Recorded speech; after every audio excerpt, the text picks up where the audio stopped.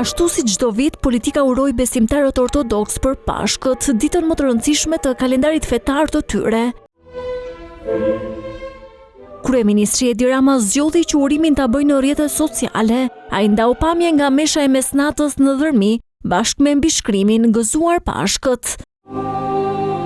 Presidenti Bajram Begaj ndau momente nga mesha e mbajtur në kishën e Shënkollit në Voskopoj, ndërsa nga Mitropolia e Korçës uroi më shumë paqe e solidaritet. Qoftë një Pashkë e bekuar për gjithë besimtarët, por edhe për gjithë shqiptarët.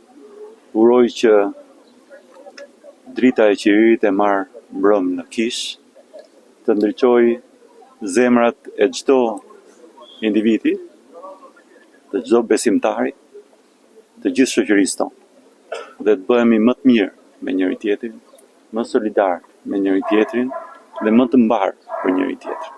Urimin e tij kreu i opozitës Sali Berisha e ndau nga Katedralja Ngjallja e Krishtit, aty ku nuk mungoi as mesazhi politik. Ditë e shenjtë e ngjalljes së Krishtit të mbret, burrit hyjt që me mësimet e tij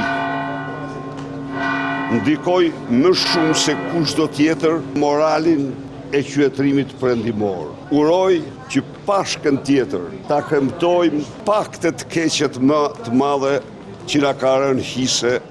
Nga Korça urimin e ndau dhe kryeparlamentari Niko Peleshi. Dita e Pashkës është një ditë e gëzuar, një ditë mirësie, dhe do të uroja që mirësia e këtyre ditëve të përhapet në gjithë qytetarët e Korçës, gjithë Shqipërinë, gjithë shqiptarët kudo që jetojnë, Pashkë të mbara dhe ditë të paqta.